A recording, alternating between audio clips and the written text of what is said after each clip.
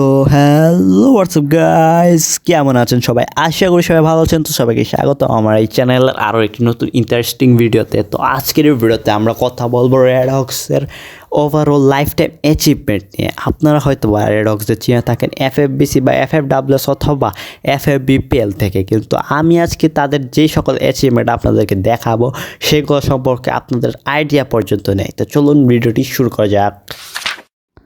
তো guys, team red হকের সর্বপ্রথম যে অর্জনটি ছিল সেটি হলো ব্যাটল অফ কনকরার্সে চ্যাম্পিয়নশিপ অর্জন করা। হ্যাঁ গাইজ, তারা একটি ইন্টারন্যাশনাল টুর্নামেন্ট, যে টুর্নামেন্টে বাংলাদেশ, ইন্ডিয়া এবং নেপালের দেশের দলগুলো পার্টিসিপেট করেছিল, সেই টুর্নামেন্টে চ্যাম্পিয়ন হয়। এবং সেই চ্যাম্পিয়ন, তারা শুধু চ্যাম্পিয়নই হয়নি, সেখান থেকে তারা একটি আন্তর্জাতিক ট্রফি আমাদের বাংলাদেশে নিয়ে আসে। এটা ছিল বাংলাদেশের জন্য সর্বপ্রথম আন্তর্জাতিক ট্রফি এবং এই টুর্নামেন্টটি চ্যাম্পিয়ন হওয়ার মাধ্যমে টিম আরএসকে সর্বপ্রথম তাদের ডমিনেশনটা আমাদের মাঝে শো করে।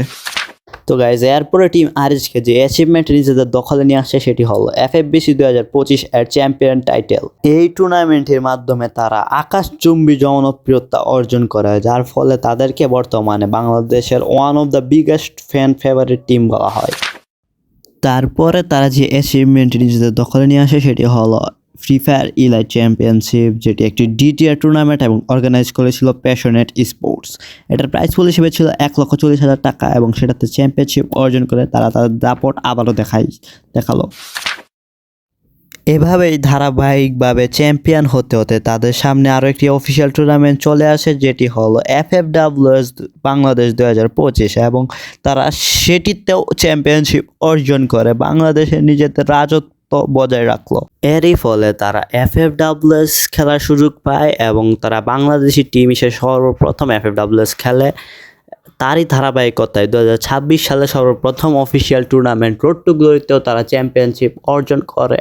এবং এরপরের যে অফিসিয়াল টুর্নামেন্টটি আসে, মানে সবচেয়ে রিসেন্ট যে অফিসিয়াল টুর্নামেন্টটি হয়েছিল এফএফবিপিএল, সেটিতেও তারা চ্যাম্পিয়নশিপ অর্জন করে।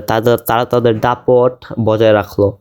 আশা করছি ভিডিওটি আপনাদের কাছে ভালো লেগেছে। যদি ভালো লেগে থাকে অবশ্যই চ্যানেলটাতে একটা সাবস্ক্রাইব করবেন এবং ভিডিওটিতে একটি লাইক করবেন, বিকজ আমার এই ভিডিও বানাতে অনেক কষ্ট হয়, কারণ আমি এডিটিং তেমন একটা পারি না, এডিটিং তেমন একটা বুঝিও না। তো বাই বাই গাইজ।